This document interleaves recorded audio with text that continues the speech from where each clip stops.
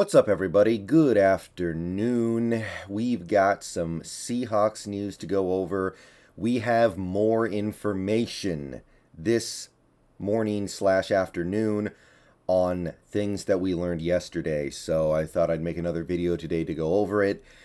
We have 3 items of note. 2 of them are major. One of them not really, but regardless, I thought I'd make another video today to go over this. There will be a Mariners video later today, so keep an eye out for that. But as this is a Seahawks channel, I want to make sure to prioritize this news.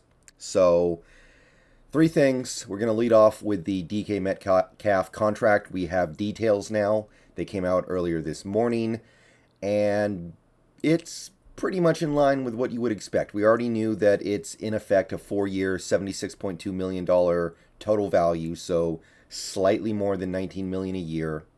Signing bonus is $30 million, $31 million guaranteed at signing, and it's, like I said, it's an agreeable deal. I'm happy about it. Metcalf should be happy about it. The team should be happy about it. But the most interesting thing that we didn't know yesterday was the cap hits. So here's how they break out. This year, his cap hit doubles, basically, 8.8 million. It was a little over 4, now it's close to 9. So it goes up a little bit.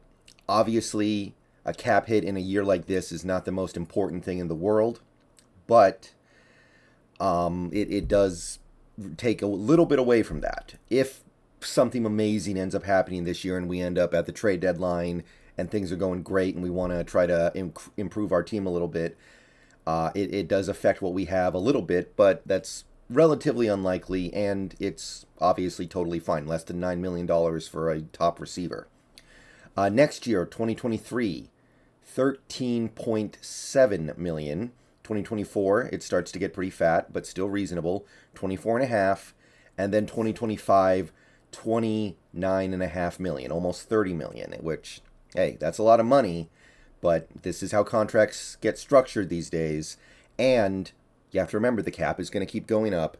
And you also have to remember that if Metcalf gets to the last year of his deal and we still like having him around, we're probably going to give him a new deal that pushes some of that cap to the future again. That's how this works. You just kick the can down the road until you get to the point where you don't want the player around anymore. Then you maybe just release them and you take on a little bit of the pain anyway, but not all of it.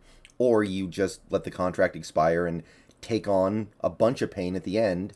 And that's the choice that teams end up making on players like Metcalf. So it's structured about the way you would expect, I would say, overall.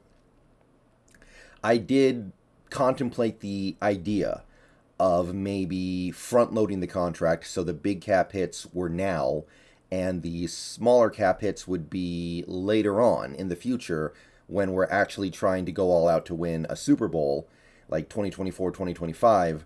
But we had a stream with the Hawks Nest last night, and he made a point that the cap space rolls over. So ultimately, it all kind of comes out even anyway. You may as well maintain your short-term flexibility, knowing, again, that you can extend him down the line if things go well with him.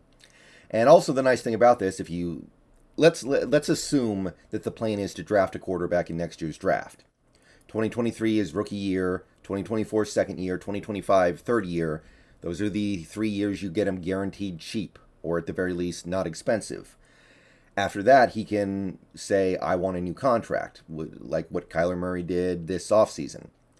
So at that point, you may be on the hook to give your quarterback a ton of money, and that's when Metcalf's might slide off the books. So you've staggered this out in a way that makes sense.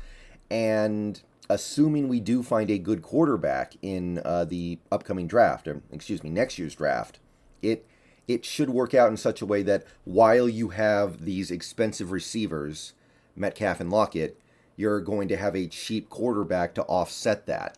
And by the time you get to the point where you may have an expensive quarterback again, you can decide to do something different at wide receiver. You can maybe say, let's reset the let's reset at wide receiver. Let's not have Lockett, not have Metcalf, and draft some guys. So that way we have the expensive quarterback, but we have cheap receivers, and it all works out.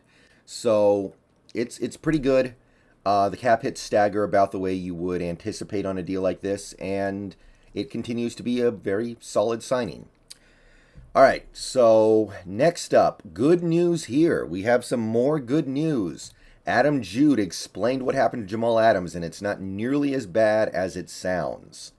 I'm not going to say it's good, it's not. But given what we knew from yesterday, this is good news. Jamal Adams broke his finger in practice.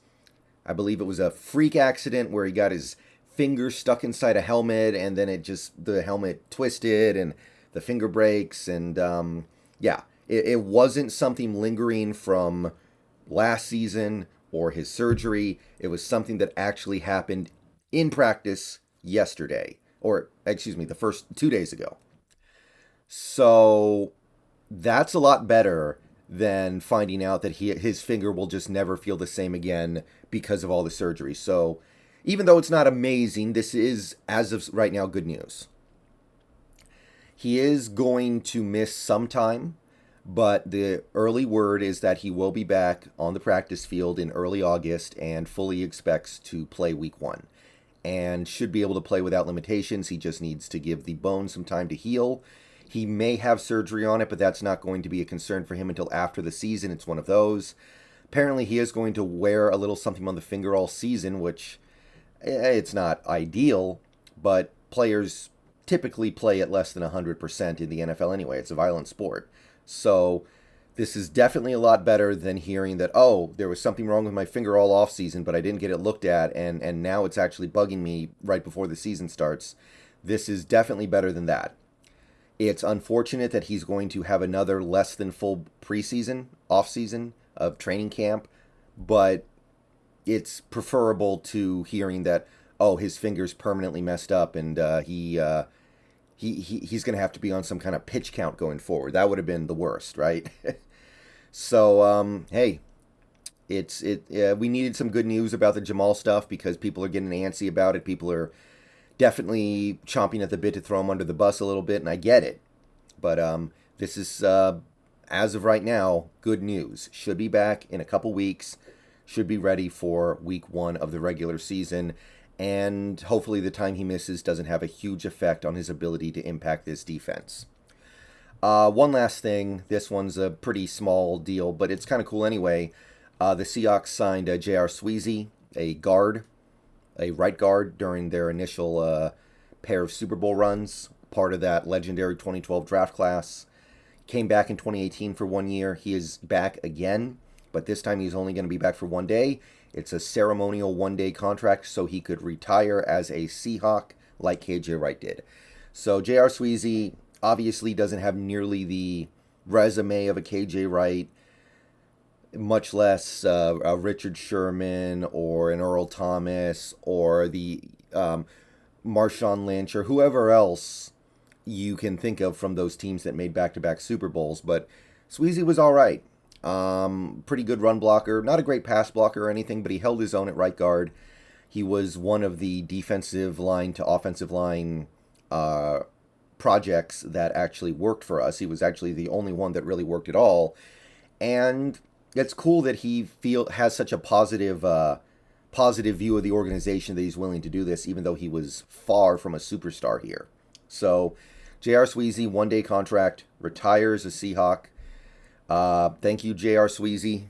You were a part of things, man. You were a part of a pretty good offensive line those first few years. So welcome back for 1 day.